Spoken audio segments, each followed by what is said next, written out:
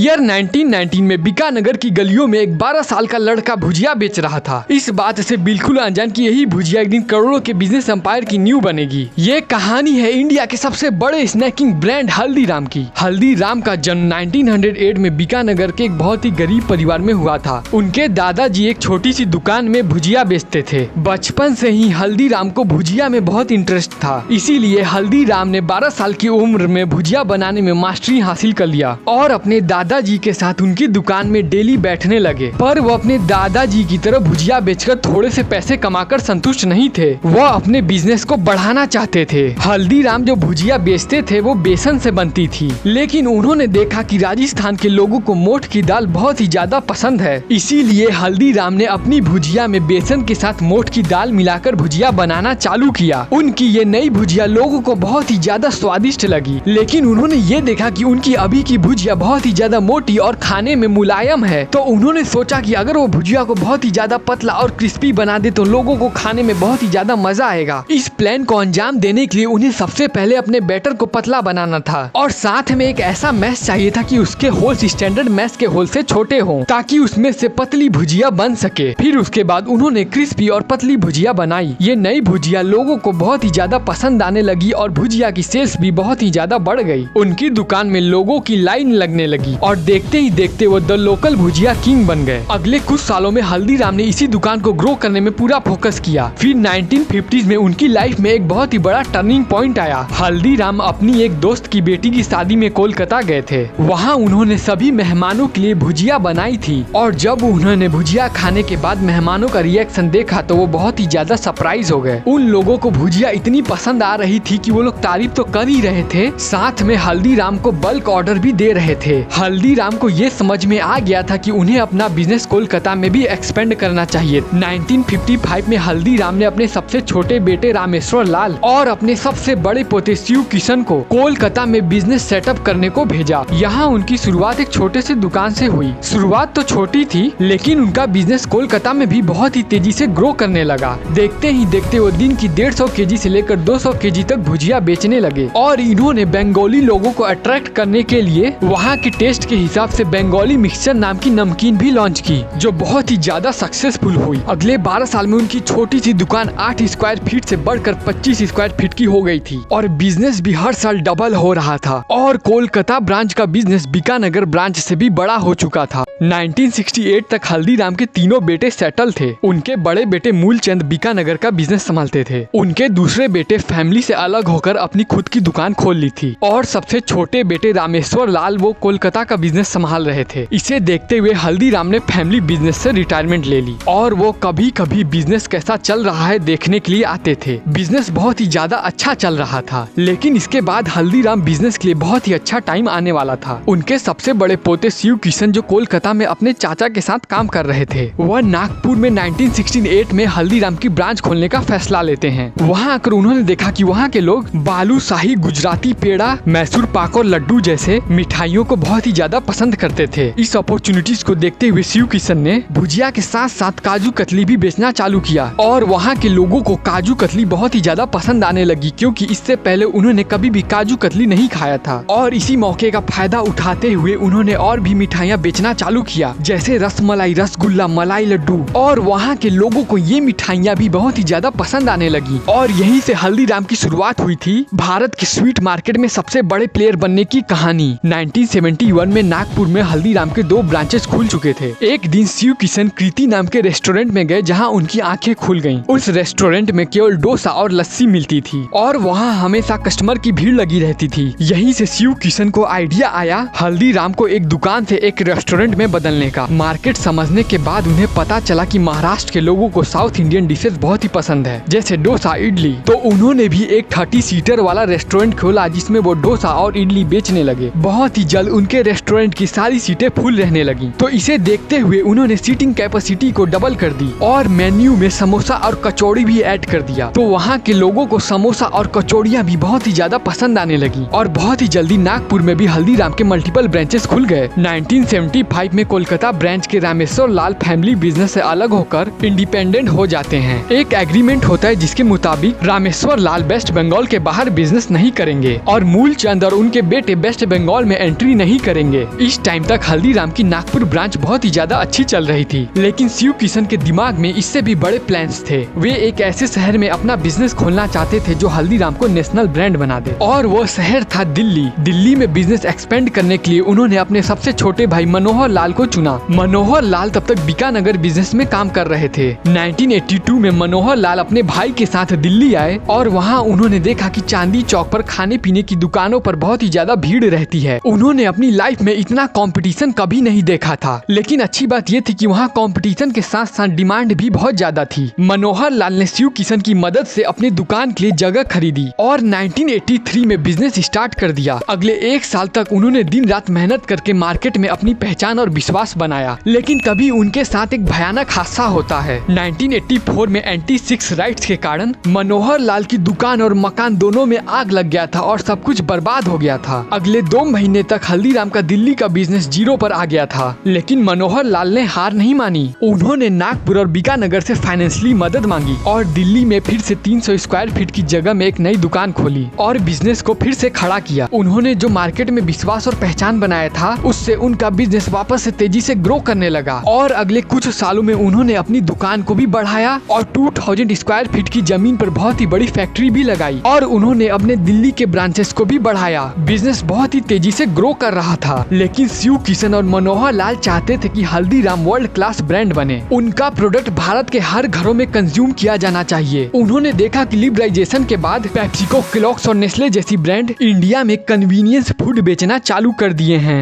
Basically package और ready to eat food. इसी opportunities को देखते हुए हल्दीराम ने बीकानगर की भुजिया और आलू भुजिया को नाइट्रोजन पैकेजिंग में पैक करना चालू किया। इस नई पैकेजिंग के कारण इनकी भुजिया की लाइफ कुछ दिनों से बढ़कर कुछ महीनों तक हो गई। इस नई पैकेजिंग की वजह से इनका हल्दीराम का बिजनेस पूरे भारत में पहुंच चुका था। लॉन्च के बाद कस्टमर ने इन प्रोडक्ट्स को बहुत ही अच्छा रिस्पांस दिया, तो इसीलिए हल्दीराम ने अपने पैकेज फूड सेगमेंट में रसगुल्ला, सोन पापड़ी, पिकल, कचौड़ी, भेलपुरी को भी नाइट्रोजन पैकेट में बेचना चालू किया। देखते ही देखते हल्दीराम ने 400 पैकेज फूड आइटम को नाइट्रोजन पैकेट में बेचना चालू किया। अलग अलग परचेजिंग पावर कंज्यूमर को टारगेट करने के लिए अलग अलग पैक्ड साइज में अपने प्रोडक्ट ऑफर किए।